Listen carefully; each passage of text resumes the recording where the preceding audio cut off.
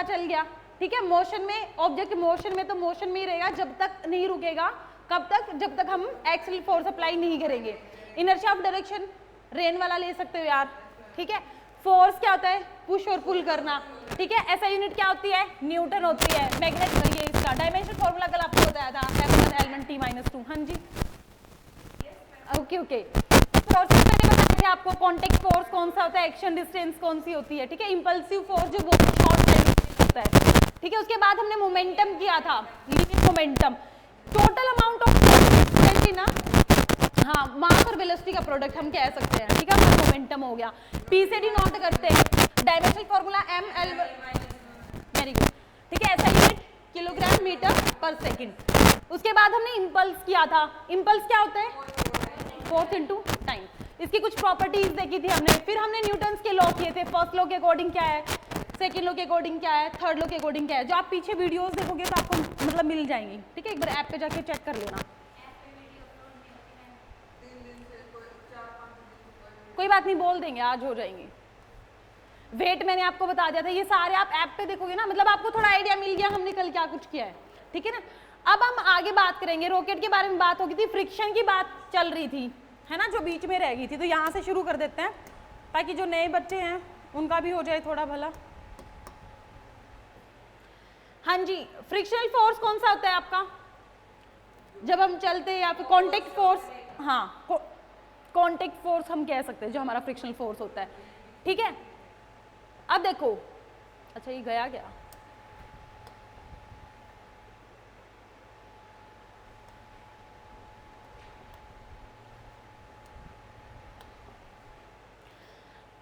कितने टाइप की बताई थी मैंने फ्रिक्शनल फोर्स, 3 टाइप के होते हैं आपके। कौन कौन से, स्टैटिक फ्रिक्शन, लिमिटिंग फ्रिक्शन।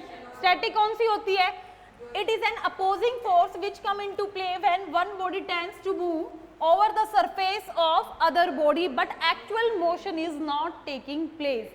जब मैंने आपको कल अच्छे से एग्जांपल देके बताया था कि जब आपकी एक बॉडी दूसरी बॉडी पे क्या लगा रही होती है, फोर्स लगा रही होती है, लेकिन दूसरी बॉडी क्या करेगी, मूव नहीं करेगी, ठीक है। एक्चुअल मोशन नहीं होगा उसके अंदर, उसको हम क्या बोलेंगे, कौन सी फ्रिक्शन हमारी, स्टैटिक फ्रिक्शन। कल हमने लेक्चर स्ट्रीम का एग्जांपल लिया था। अगर मैं इस पे फोर्स लगा रही हूँ और ये मूव नहीं कर रहा, इट मींस कि मैं यहाँ पे मेरी कौन सी फ्रिक्शन काम कर रही है, स्टैटिक फ्रिक्शन काम कर रही है। लिमिटिंग की मैं बात करूँ तो अब मैंने सुषमा को बुला लिया कि चलो भाई दोनों मिलके लगाते हैं, ठीक है।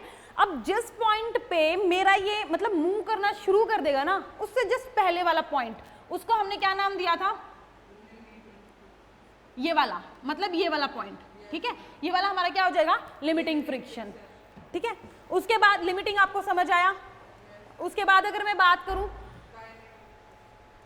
काइनेटिक फ्रिक्शन की, ये कब होती है, जब आपकी बॉडी जस्ट मूव करना शुरू कर देती है, ठीक है, वो हमारी कौन सी हो जाएगी, kinetic friction. If the body begins to slide over the surface, the magnitude of the friction force rapidly decrease to a constant value F K, kinetic friction, ठीक है। इसकी एफ के कितना हो जाएगा, म्यू के एन के इक्वल हो जाएगा आपका।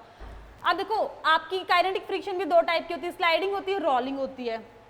रोलिंग में आप किसके एग्जांपल ले सकते हो, व्हील, है ना।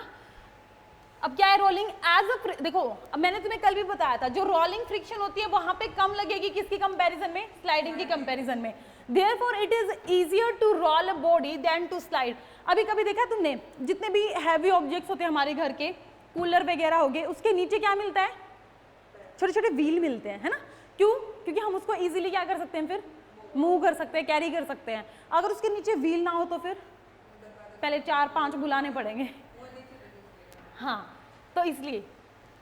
अब देखो एंगल ऑफ रिपोज के बारे में, क्या होता है angle of repose, it is the minimum angle of inclination of a plane with the horizontal such that a body placed on it just begin to slide down.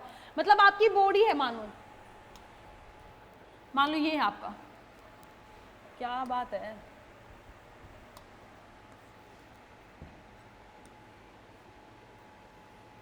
ठीक है। यहां पे अगर आपकी कोई बॉडी है, ठीक है, यहां पे जो इस पॉइंट के साथ नीचे स्लाइड हो रही है ना, इसके साथ जो एंगल बनाएगी वो हमारा क्या होगा, एंगल ऑफ रिपोज, ठीक है। अब मैं बात करूं, जैसे ये हमारा किसके इक्वल होता है, म्यू एस 10 अल्फा के इक्वल होता है। अब motion of inclined plane, when an object moves along an inclined plane then different force act on it like normal reaction of the plane, frictional force acting opposite direction of the motion. कौन कौन से, देखो इससे क्या बोला है, incline plane मतलब ऐसे ऐसे वाला जो प्लेन होगा, ठीक है, जो मैंने अभी आपको बना के दिखाया, ये वाला। क्या दिक्कत है इसके, ठीक है, ये इंक्लाइन प्लेन होगा। हंसी आ रही है सुषमा को, है? अब देखो क्या, अच्छा हाँ, इसको सुन नहीं रहा है ना, चलो ठीक है, एक बार इधर देखो। When an object moves along the incline plane, अब इसके अलोंग कोई ऑब्जेक्ट हमारा मूव कर रहा है, then different force act on it. पहला फोर्स कौन सा लगेगा, नॉर्मल फोर्स, जो कि कहाँ लगेगा, ऊपर की तरफ, ठीक है। आगे क्या है ये, normal reaction of a plane, frictional force acting in opposite direction. मान लो अब ये किस में मूव कर रहा है, मान लो ये मेरा बॉक्स है, ये इस डायरेक्शन में मूव कर रहा है, इसके अपोजिट डायरेक्शन में मेरा क्या लगेगा, फ्रिक्शनल फोर्स, और नीचे की तरफ लगेगा तो क्या लगेगा, वेट, ग्रेविटेशनल mg वाला, ठीक है। इन अपोजिट डिफरेंट रिलेशंस और मोशंस आर गिवन बिलो। अब इनके बारे में अलग अलग रिलेशन दे रखे हैं। नॉर्मल रिएक्शन आर किसके इक्वल होता है, mg cos थीटा के, ठीक है। अगर मैं net force acting downward on the block, कहाँ की बात कर रही हूँ मैं, डाउनवर्ड की बात कर रही हूँ, तो क्या हो जाएगा, F mg sin theta minus F. यहाँ पे ये डायग्राम ना हल्के से ब्लर आ रहे हैं, आपने इसमें देखना, ये आपका नीचे देखो लग रहा है mg है, हाँ। अब देखो जिसने पीडीएफ निकलवा ली वो बड़े खुश हो रहे हैं क्योंकि उनको तो क्लियर दिख रहा है ना। यहाँ पे आपका mg है, अच्छा, और यहाँ पे आपका कौन सा है, mg cos थीटा, ऊपर की तरफ लगेगा वो कौन सा लगेगा, रिएक्टेंट फोर्स r, ठीक है। और ये वाला लगेगा आपका कौन सा लगेगा, mg साइन थीटा, ठीक है। ये किसके डायरेक्शन में लग रहा है, जिस डायरेक्शन में हमारा ऑब्जेक्ट मूव कर रहा है, ठीक है, उसी डायरेक्शन में लगेगा। और इधर ही आपका क्या लग रहा है, फ्रिक्शनल फोर्स F। हाँ, अब यहाँ पे क्या है, acceleration on incline plane a किसके इक्वल हो जाएगा, g into sine theta minus mu cos theta, ठीक है। Angle of inclination of a plane from horizontal is less than the angle of repose. किससे डिनोट करते हैं हम, अल्फा से डिनोट करते हैं एंगल ऑफ रिपोज को। Then minimum force required to move a body up incline plane. तो F1 हमारे यहाँ पे, जब देखो इसने क्या बोला है, हाँ इसे क्या बोला है, व्हेन एंगल ऑफ इंक्लिनेशन, ठीक है, angle of inclination of a plane from horizontal is less than the angle of repose. Angle of inclination हमारा क्या हो जाए, कम हो जाए, किससे, एंगल ऑफ रिपोज से। Then minimum force is required. तो हमें ऑब्वियस सी बात है, अभी मैंने जो तुम्हें ऊपर वाला डायग्राम बताया उसमें अगर मान लो मैं ऊपर वाला फोर्स मेरा कम हो रहा है, नीचे की तरफ मेरा फोर्स बढ़ रहा है, तो मेरा इजीली ऑब्जेक्ट मूव कर जाएगा ना। तो इसने यही बोला है, इंक्लिनेशन ऑफ प्लेन है वो कम हो जाए, किससे, एंगल ऑफ रिपोज से। तो मेरे को मिनिमम फोर्स की रिक्वायरमेंट होगी या मिनिमम फोर्स रिक्वायर्ड होगा ऑब्जेक्ट को इंक्लाइन करवाने के लिए, ठीक है। जो हमारे किसके इक्वल आ गया, F mg sine theta plus mu cos theta. समझ आ रहा है, कोई डाउट, खुद से पढ़ोगे तो और भी अच्छे से आएगा एक बार इसके बाद, ठीक है। घर जाकर कल वाले का रिवीजन लिया था जो मैंने करवाया था, आई थिंक क्लियर हो गया होगा, है ना। मिनिमम फोर्स रिक्वायर्ड, हाँ कल पहली बात आपका टेस्ट है, ठीक है। कौन से चैप्टर का लूँ, ऑप्टिक्स का ले लूँ कल, एक एक चैप्टर शुरू कर देते हैं। ऑप्टिक्स का नहीं, कौन से, सेमीकंडक्टर का ले लूँ कल, चलो कल सेमीकंडक्टर का ले लेती हूँ, 15 नंबर।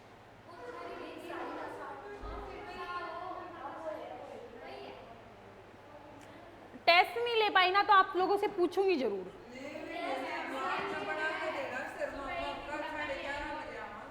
अच्छा,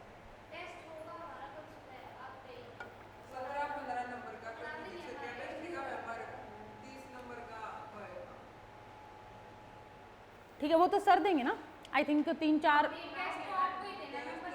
तो फिर बेटा वो 3-4 चैप्टर आने हैं, फिर एक नहीं आएगा। अच्छा डेली होगा, ओके ठीक है, आज सर को बोल दिया जाएगा कि इनमें से लेना है, सेमीकंडक्टर में से मैं बना के दे दूंगी, ठीक है भाई, ठीक है। एफ तो आपके किसके इक्वल हो जाएगा, mg mu cos theta minus sine theta into J, ठीक है। अभी क्या हो गया, किसकी बात करेंगे, टेंशन। ये जिंदगी की टेंशन नहीं है, ठीक है, ये फिजिक्स की टेंशन है, ठीक है। सबसे पहले tension force always pools a body, ठीक है। अब जैसे आपको भी टेंशन हो जाती है एग्जाम की, तो आप भी अपनी बॉडी को पुल करते हो ना, पुल तो नहीं करते तुम, पुश करते हो, पढ़ लो भाई पढ़ लो, है ना। तो हमें तुम्हें पुल करना पड़ता है क्योंकि टेंशन हमें ज्यादा हो रखी है, हैं? आ जाया करो भाई, पढ़ लिया करो, हाँ। Tension is a reactive force. पहली बात देखो, ये है ना, याद रखने कुछ पॉइंट्स। कौन सा फोर्स है ये? रिएक्टिव फोर्स है। It is not an active force, मतलब रिएक्ट करेगा, ये रिएक्टिव फोर्स है, एक्टिव फोर्स नहीं है। टेंशन अक्रॉस अ मासलेस पुली और अ फ्रिक्शनलेस पुली रिमेन्स कांस्टेंट। अगर पुली की मैं बात करूं, जैसे तुमने देखा वो व्हील है ना, उसको हमने यहाँ पे पुली के लिए यूज किया है। टेंशन अक्रॉस अ मासलेस पुली, अगर पुली का हमारा क्या हो जाए, मास 0 हो जाए, ठीक है। और फ्रिक्शनलेस पुली मतलब जब, अब तुम मान लो एक बार, अगर तुमने देखा हो पुराने टाइम पे कुएं में से पानी निकालते तो वहां पे एक पुली लगी होती है ना। अगर वहां पे मैं उसकी फ्रिक्शन बढ़ा दूं तो बकेट खींचने में ज्यादा जोर लगेगा, अगर वहां पे फ्रिक्शन कम कर दूंगी तो मैं जल्दी जल्दी आ जाएगी, है ना। तो वहां पे हमारा टेंशन क्या रहेगा, कांस्टेंट रहेगी। अब तुम इस बात को कैसे याद रख सकते हो कि भाई जब तुम्हारी पुली की फ्रिक्शन भी 0 हो गई, मास भी 0 हो गया, तो टेंशन होगी ही नहीं, क्या हो जाएगी, कांस्टेंट हो जाएगी, ठीक है। Rope becomes slack when tension force becomes 0। अगर टेंशन फोर्स 0 कर देंगे तो हमारी रॉप कैसी हो जाएगी, स्लैक, ठीक है।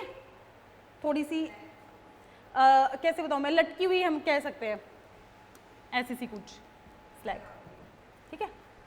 अब आगे देखो, motion of bodies in contact. जब दो बॉडीज कांटेक्ट में आती, कहते हैं ना कि वो सरफेस टेंशन होती है। अगर आप बात करो तो हम मच्छर जैसे पानी पे बैठते हैं तो हम ऑयल वॉयल डाल देते हैं तो वो बैठ नहीं पाते, है ना, मरते नहीं है, वो बैठ नहीं पाते क्योंकि वहां की टेंशन क्या हो जाती है, सरफेस टेंशन।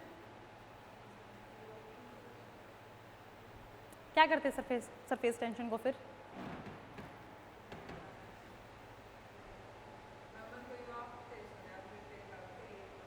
तुमने सुना नहीं कूलर वगैरह में मच्छर हो जाते हैं, सुना है ना खुशबू, उसने भी सुना है। हाँ भाई नेहा, सुना है नेहा ने भी। काजल, अच्छा सुना ही नहीं। चौकसी अपा ने,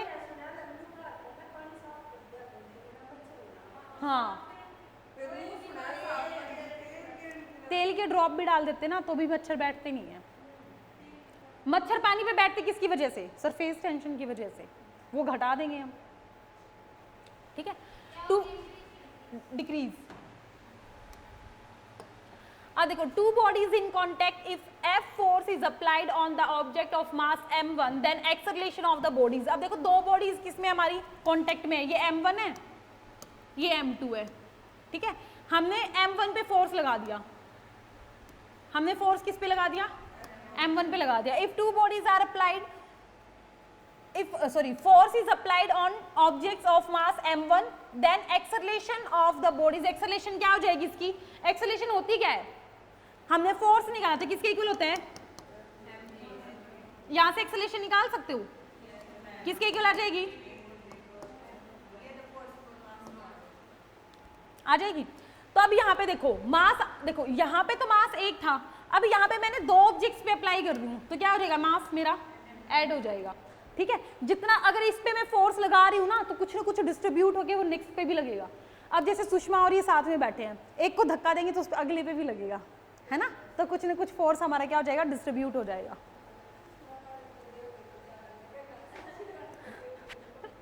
हाँ वो मास पे डिपेंड हो गया ना।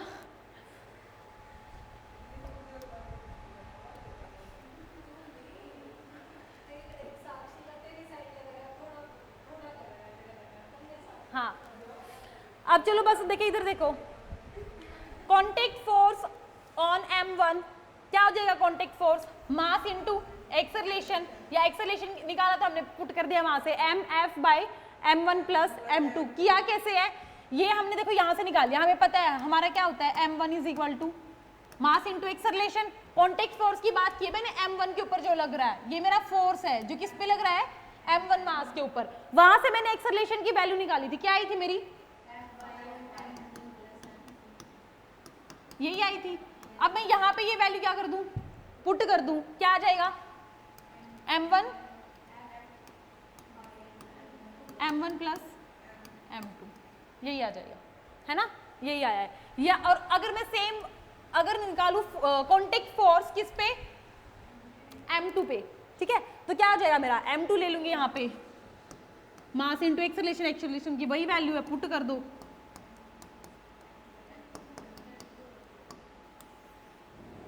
ठीक है, समझ आया। या ऐसे ही दो बॉडीज पे अगर आप फोर्स लगा रहे हो, ठीक है, एक पे लगा रहे हो तो दोनों पे डिस्ट्रीब्यूट होगा, वहां से आपने अगर एक्सेलरेशन निकाले तो आपको पता चला कैसे, अगर फर्स्ट बॉडी पे लगा रहे हो फोर्स तो कॉन्टेक्ट फोर्स आपका कितना लग रहा है आपके पास आ गया, सेकंड बॉडी पे लगा रहे हो तो कॉन्टेक्ट फोर्स कितना लग रहा है आपके पास आ गया। यहाँ तक क्लियर। नेक्स्ट देखो, थ्री बॉडीज में भी सेम हो जाएगा, बस यहाँ पे हम क्या करेंगे, तीन बॉडीज ले लेंगे, ठीक है, और यहाँ का फोर्स जैसे F1 हो गया, यहाँ पे भी F1 और यहाँ पे F2, ठीक है, M1 M2 M3 और फोर्स F लगा दिया, ठीक है।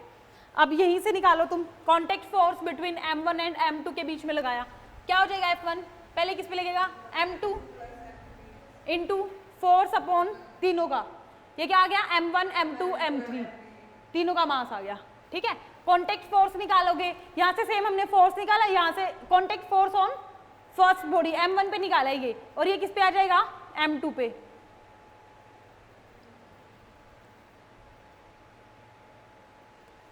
ठीक है। अब ये है मोशन ऑफ टू बॉडीज, जब बॉडी एक दूसरे के ऊपर कांटेक्ट में आ रही है, ठीक है, रेस्टिंग में है, मूव नहीं कर रही, तो क्या हो जाएगा, the coefficient of friction between surface of A and B mu, कितना हो जाएगा, म्यू हो जाएगा। If a force F is applied on lower body A, then common acceleration of two bodies क्या हो जाएगी, F m1 plus m1। अगर मैं ऊपर वाली पे या नीचे वाली पे फोर्स भी लगा रही हूँ ना, तो दोनों के ऊपर वही लगेगा, दोनों का हमारा मास क्या हो जाएगा, ऐड हो जाएगा। अब ऐसे हो रहा है, ठीक है, अब मैं चाहे नीचे वाले पे लगाऊं ऊपर वाले पे लगाऊं तो दोनों ही मूव करेंगे ना, तो दोनों का मास मेरा क्या हो रहा है, ऐड हो रहा है, तो ऐड हो क्या आ गया। वैसे इतना इंपॉर्टेंट है नहीं है तुम्हारे एग्जाम के पॉइंट ऑफ व्यू से, यहां तक ही कर लेना, ठीक है, बस ठीक है। हाँ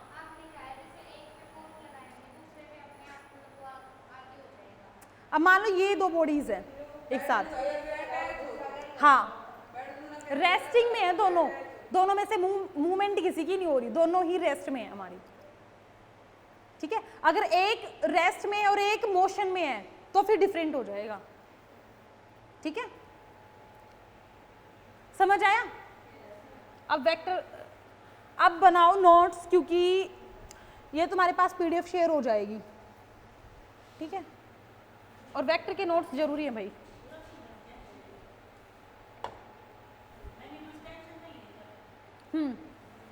उसके बाद इसी का पोर्शन है वेक्टर, ठीक है।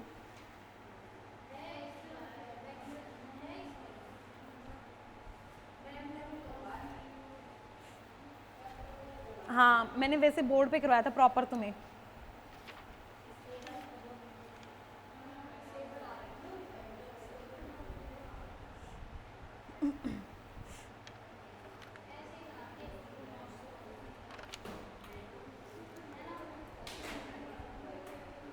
है बात नहीं।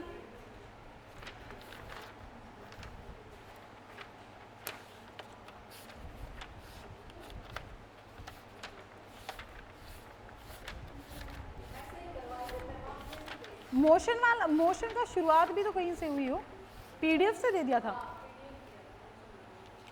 उस PDF में ये है ना तीनों जो इक्वेशन है हमारी न्यूटन्स की,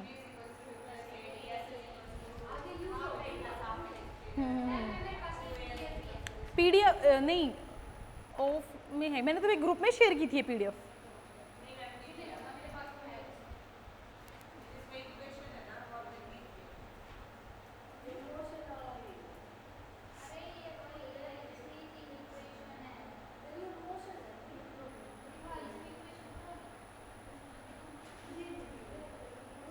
साक्षी एक बार बाहर जा और मैम को बोल के एक PDF और लगा देंगे, अभी शेयर की है, अभी शेयर की है, कोई बात नहीं बच्चे। एक बार है ना, फिर तुम्हें ये वहम नहीं रहेगा कि मैम ने ये वाली पीडीएफ नहीं करवाई, नए बच्चों को उनका थोड़ा वहम निकल जाएगा।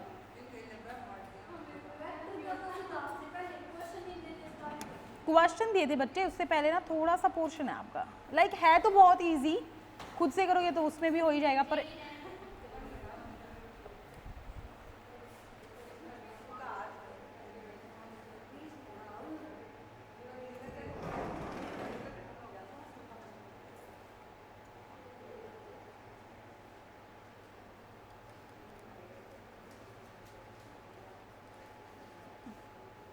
हाँ चलो मुझे तब तक कल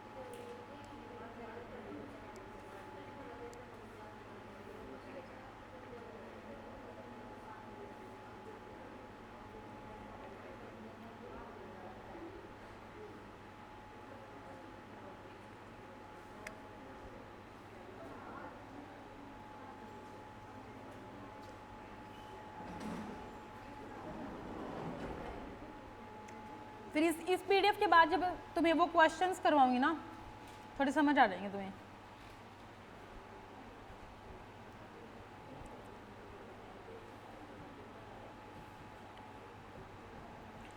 मोशन होने के बाद आप लोगों का क्या बचेगा?